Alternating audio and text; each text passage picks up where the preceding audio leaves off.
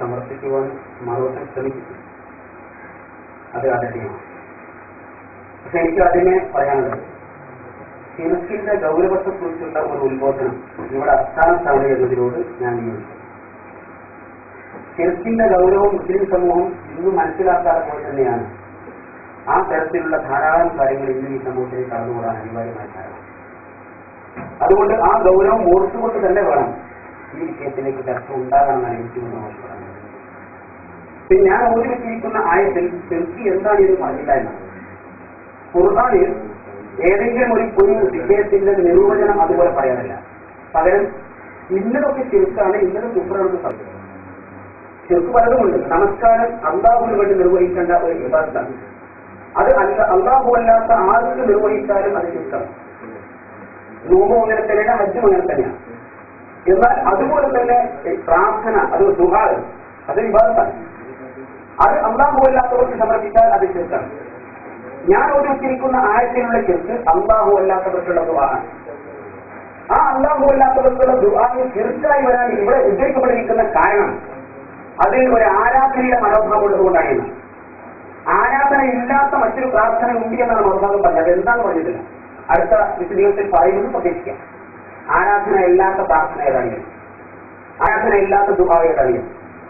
മാത്രമല്ല, മക്കയിലുള്ള ആളുകൾ ആരാധിച്ചിരുന്ന ആരാധ്യന്മാരെ നിങ്ങൾ വെടിയണമെന്ന് പ്രവാചക തിരുമേനിസ്ലാം അവരെ പഠിപ്പിക്കുമ്പോൾ അവരോട് പറഞ്ഞത് അവർക്ക് സ്വയം കഴിവുണ്ട് എന്ന വിശ്വാസത്തോടു കൂടിയാണ് നിങ്ങൾ അവരോട് പ്രാർത്ഥിക്കുന്നതെങ്കിൽ അത് വെടിയുക എന്നും, അവർക്ക് അല്ലാഹു കൊടുത്തിരിക്കുന്ന കഴിവിന്റെ അടിസ്ഥാനത്തിൽ നിങ്ങളെ സഹായിക്കുമെന്നുള്ള വിശ്വാസത്തോടു കൂടിയാണ് നിങ്ങൾ അവരോട് പ്രാർത്ഥിക്കുന്നതെങ്കിൽ അത് സ്വീകരിക്കാമെന്നും പ്രവാചക തിരുമേനി ഇവിടെ പഠിച്ചിട്ടില്ല. ഇതാണ് നിങ്ങൾ ഈസാ നബിയോട് ഇപ്പോൾ പ്രാർത്ഥിക്കുന്നത്, അല്ലെങ്കിൽ മൂസാ നബിയോട് പ്രാർത്ഥിക്കുന്നത്, ഇബ്രാഹിം നബിയോട് പ്രാർത്ഥിക്കുന്നത്, ഇസ്മായിൽ നബിയോട് പ്രാർത്ഥിക്കുന്നത് അവർ സ്വയം കഴിവുള്ള ആരാധ്യന്മാരായത് വിശ്വസിച്ചുകൊണ്ടാണ് എങ്കിൽ അത് വലിയ സാധിച്ചിരുത്താൻ എന്നും, അതേ ആളുകൾക്ക് അല്ലാഹു കൊടുത്തിരിക്കുന്ന മോചനത്തിന്റെയും കറാമത്തിന്റെയും അടിസ്ഥാനത്തിൽ അവർ നിങ്ങളെ സഹായിക്കും എന്നതിന്റെ അടിസ്ഥാനത്തിലാണ് നിങ്ങൾ അവരോട് പ്രാർത്ഥിക്കുന്നതെങ്കിൽ അത് നിങ്ങൾക്ക് ഇനിയും തുടരാമെന്നും അത് തൗഹീദിന് വിരുദ്ധമല്ല എന്നും പ്രതിപാദിച്ച ഒരു പ്രതിപാദവും വിശുദ്ധ ഖുർആനിലോ പ്രവാചകത്തിലോ കാണാൻ സാധ്യമല്ല. മാത്രമല്ല, വിശുദ്ധ ഖുർആനിൽ അല്ലാഹുവിനോടുള്ള ധാരാളം പ്രാർത്ഥനകൾ കാണാൻ കഴിയും. റബ്ബി, റബ്ബന എന്ന് തുടങ്ങിയുള്ള ധാരാളം പ്രാർത്ഥനകൾ. ഒരൊറ്റ പ്രാർത്ഥനയും ഏത് അർത്ഥത്തിലാവട്ടെ, ഏത് രൂപത്തിലാവട്ടെ മരിച്ചുപോയ മഹാന്മാരോട് ഉച്ചരിക്കാനില്ല. ഇബ്രാഹിം നബിയെ രക്ഷിക്കണേ, ഇസ്മായിൽ നബിയെ കാക്കണേ എന്ന അർത്ഥത്തിലുള്ള ഒരു പ്രാർത്ഥനയും വിശുദ്ധ ഖുർആനിലില്ല. അല്ലാഹു പ്രാർത്ഥിക്കുന്ന ധാരാളം പ്രാർത്ഥനകളുണ്ട്. അല്ലാഹു മൻസൂർന അൽ ഖൗമിൽ കാഫിർ എന്ന പ്രാർത്ഥന ഖുർആനിൽ കാണും. കാഫിറുകളുടെ മേൽ ഞങ്ങൾ നീ സഹായിക്കണമേ. ഇതിന് ബദലായി യാ ശൈഖ് മുഹീദ്ദീൻ ഉൻസുർന അൽ ഖൗമിൽ കാഫിരീൻ, അലൈഹി ശൈഖ് മുഹീദ്ദീൻ അവരുടെ കാഫിറുകളുടെ മേൽ നിങ്ങൾ ഞങ്ങളെ സഹായിക്കണമേ എന്ന് പ്രാർത്ഥിക്കാമെന്ന വാദം മറുപക്ഷത്തിൽ ഉണ്ടാകുമെന്ന് വിശ്വസിക്കാർക്ക് പ്രയാസമുണ്ട്. അവർ പറയുന്നില്ല. അതുകൊണ്ട് തന്നെ ഞാൻ വളരെ വ്യക്തമായി പറയുന്നത്, അല്ലാഹു അല്ലാത്തവർക്ക് അല്ലാഹു കൊടുത്ത കഴിവ് കൊണ്ട് സഹായിക്കുമെന്ന വിശ്വാസത്തിൽ പ്രാർത്ഥിക്കുകയാണെങ്കിൽ കുഴപ്പമില്ല എന്നും, അവർക്ക് സ്വയം കഴിവുണ്ട് എന്ന ധാരണയാണ് പ്രാർത്ഥിക്കുന്നതെങ്കിൽ അതാണ് ശിർക്ക് എന്നും പ്രവാചക തിരുമേനി ഈ ആയത്തിന്റെ പശ്ചാത്തലത്തിലോ അല്ലാത്ത പശ്ചാത്തലത്തിലോ സമൂഹത്തെ പഠിപ്പിച്ച രേഖകൾ കിട്ടിയിട്ടില്ല. വിശുദ്ധ ഖുർആനിലാണെങ്കിൽ അല്ലാഹുവോടുള്ള പ്രാർത്ഥനയല്ലാതെ അല്ലാഹു അല്ലാത്തവരോടുള്ള ഒരു അർത്ഥത്തിലുള്ള പ്രാർത്ഥനയും കാണാൻ സാധ്യമല്ല. അതുകൊണ്ട് തന്നെ അല്ലാഹു അല്ലാത്തവർക്കുള്ള പ്രാർത്ഥന അത് ഈസാ നബി അടക്കം അവർ നമ്മോടുള്ള ആർക്ക് വേണ്ടി ആരോടുള്ള പ്രാർത്ഥനയാണെങ്കിലും അത് ശിർക്കിന്റെ പട്ടികയിൽ തന്നെയാണ് വരിക എന്ന് ഞാൻ ഒരു അടിസ്ഥാനത്തിൽ മനസ്സിലാക്കപ്പെടുന്നതാണ്. ഇതുകൊണ്ട് മൗലവി ചോദ്യങ്ങൾ ഉന്നയിക്കാൻ തുടങ്ങുന്നത് ചർച്ചയുടെ ആരോഗ്യത്തിന് നന്നായിരിക്കില്ല എന്ന് ഞാൻ ഓർമ്മപ്പെടുത്തുക. ചോദ്യങ്ങൾ ഉന്നയിക്കേണ്ടത് മധ്യസ്ഥനാണ്. ഞങ്ങളോട് ചോദിക്കേണ്ട ചോദ്യങ്ങൾ രേഖപ്പെടുത്തിയിട്ടുണ്ട്. അത് ചോദിക്കുമ്പോൾ ഞങ്ങൾ മറുപടി പറയും. വിശുദ്ധ ഖുർആനിൽ ആരുടെ പ്രാർത്ഥനയാണ്, ഏതൊക്കെ പ്രാർത്ഥനകളാണ് ഉള്ളത്, ഹദീസുകളിൽ ഏതൊക്കെ പ്രാർത്ഥനകളാണ് ഉള്ളത്, അതൊക്കെ വിശദീകരിക്കപ്പെടേണ്ടതാണ്. ഇപ്പോൾ താങ്കൾ പറഞ്ഞിട്ടുള്ള മറുപടിയെ നിരൂപിച്ചുകൊണ്ടുള്ള ചർച്ചയാണ് അവിടെ നടക്കുന്നത്. താങ്കളിൽ നിന്ന് ഉണ്ടാകേണ്ട മറുപടി, മൻ പറഞ്ഞ മഹാന്മാരോട് സഹായം അർപ്പിക്കൽ ചുരുക്കാണെന്നതിന് ഖുർആനിൽ തെളിവുണ്ടോ എന്നാണ് ചോദ്യം. ഖുർആനിൽ നിന്ന് താങ്കൾ ഉദ്ധരിച്ച ആയത്ത് അല്ലെങ്കിൽ തെളിവായി ഉദ്ധരിച്ച രേഖകൾ അത് താങ്കളുടെ വാദത്തിന് തെളിവല്ല എന്നാണ് ഞാൻ പറഞ്ഞതിന്റെ രത്നം ചുരുക്കം.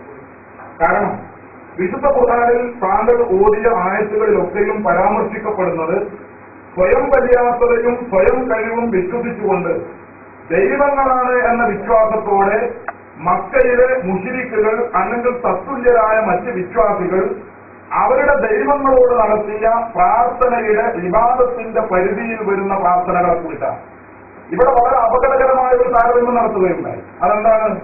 മക്കയിലെ അല്ലെങ്കിൽ പുറത്തോ ഉള്ള ഈസാ നബി അലൈഹിസ്സലാം അല്ലാഹുവിന്റെ പുത്രനാണ് എന്ന് വിശ്വസിക്കുന്ന ആളുകളും ഈസാ നബി അലൈഹിസ്സലാം അല്ലാഹുവിന്റെ പ്രവാചകനാണ് എന്ന് വിശ്വസിക്കുന്ന മുസ്ലിമീങ്ങളും ഈസാ നബിയെ വിളിക്കുന്നത് ഒരുപോലെയാണ് എന്ന താരതമ്യം വളരെ അപകടകരമാണ്. അല്ലാഹുവിന്റെ പുത്രനാണ് ഈസാ നബി എന്ന് വിശ്വസിക്കുന്ന ക്രിസ്ത്യാനികൾ അല്ലെങ്കിൽ അതുപോലെയുള്ള മറ്റു വിശ്വാസികൾ, ഇബ്രാഹിം നബി അലൈഹിസ്സലാം ദൈവമാണ് എന്ന് വിശ്വസിക്കുന്ന ബഹുദൈവ വിശ്വാസികൾ, അവർ ഇബ്രാഹിം നബി അലൈഹിസ്സലാമിനെ വിളിക്കുന്നതും ക്രിസ്ത്യാനികൾ ഈസാ നബി അലൈഹിസ്സലാമിനെ വിളിക്കുന്നതും അതുപോലെ മുസ്ലിമീങ്ങൾ പ്രവാചകനാണ് എന്ന് വിശ്വസിച്ചുകൊണ്ട് ഈസാ നബി അലൈഹിസ്സലാമിനെ വിളിക്കുന്നതും ഒരുപോലെയാണ് എന്ന താരതമ്യം അത് ഇസ്ലാമിൽ പരിചയമില്ല. ഞങ്ങൾ പറയുന്നത് രണ്ടും അടിസ്ഥാനപരമായി തന്നെ മാറ്റമുണ്ട് എന്നാണ്. മുസ്ലിമീങ്ങൾ വ്യാപാരം തവാഫ് ചെയ്യുന്നു, പ്രദക്ഷിണം ചെയ്യുന്നു, ഹൈന്ദവ സുഹൃത്തുക്കൾ അമ്പലം പ്രദക്ഷിണം ചെയ്യുന്നു. ഇത് രണ്ടും തമ്മിൽ അടിസ്ഥാനപരമായി മാറ്റമുണ്ട് എന്നാണ് ഞങ്ങളുടെ വിശ്വാസം. കാബാലയത്തിലെ കല്ലിനെ, കാബാലയത്തിൽ സ്ഥാപിക്കപ്പെട്ടിരിക്കുന്ന കല്ലിനെ മുസ്ലിം സഹോദരങ്ങൾ ചുംബിക്കുന്നു.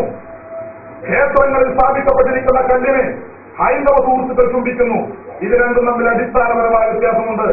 കാബാലയമാകുന്ന അല്ലാഹുവിന്റെ പടത്തിനെ, അല്ലാഹുവിന്റെ സൃഷ്ടിയെ ഇസ്ലാമിക വിശ്വാസപ്രകാരം വലയം ചെയ്യുന്നത്, തവാഫ് ചെയ്യുന്നത് അത് തൗഹീദിന്റെ ഭാഗമാണ്, ഇസ്ലാമിന്റെ കൽപ്പനയുടെ ഭാഗമാണ്. അതേസമയം മറ്റൊരു വിശ്വാസപ്രകാരം അല്ലാഹുവിന്റെ സൃഷ്ടിയായ അമ്പലത്തെ വലയം ചെയ്യുമ്പോൾ അത് ശിർക്കാണ്, ബഹുദൈവത്വമാണ്. കാബാലയത്തിൽ സ്ഥാപിക്കപ്പെട്ടിരിക്കുന്ന കല്ലിനെ ഇസ്ലാം നിർദ്ദേശിക്കുന്ന വിശ്വാസപ്രകാരം ചുംബിക്കുമ്പോൾ അത് തൗഹീദിന്റെ ഭാഗമാണ്.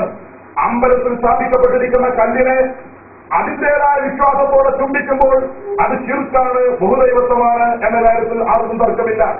എന്നതുപോലെ ഗുരുവായൂരപ്പ രക്ഷിക്കണമേ എന്ന് വിളിക്കുന്ന ഹിന്ദുക്കൾ, അല്ലെങ്കിൽ ഈസ യേശുവെ എന്ന് വിളിക്കുന്ന ക്രൈസ്തവർ, മോശ എന്ന് വിളിക്കുന്ന ജൂതന്മാർ, അവരുടെ വിളിയും ഈസാ നബിയെ പ്രവാചകരെ എന്ന് വിളിക്കുന്ന മുസ്ലിമീങ്ങളുടെ വിളിയും, അല്ലെങ്കിൽ മുഹ്യദ്ദീൻ അല്ലാഹുവിന്റെ വലിയ എന്ന് വിളിക്കുന്ന മുസ്ലിമീങ്ങളുടെ വിളിയും, ഇത് രണ്ടും ഒന്നാണ് എന്ന വാദം അടിസ്ഥാനരഹിതമാണ്.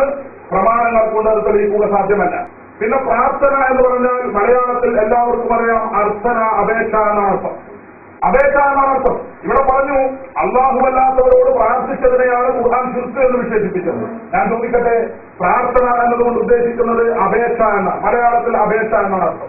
ഇസ്ലാമികമായ എല്ലാ അർത്ഥങ്ങൾ ഉണ്ടാവും, അത് നിരൂപണത്തിനും ചർച്ചക്കും വിധേയമാകുമ്പോൾ ഞങ്ങൾ സൂചിപ്പിക്കാം. ഇപ്പോൾ പറയുന്നത് പ്രാർത്ഥന എന്ന മലയാള പദത്തിന്റെ അർത്ഥം അപേക്ഷ, തേട്ടം എന്നൊക്കെയാണ്. എല്ലാ അപേക്ഷയും ശിർക്കാണ് എന്ന് മറുപക്ഷം ബാധിക്കുന്നത് എനിക്ക് തോന്നുന്നില്ല.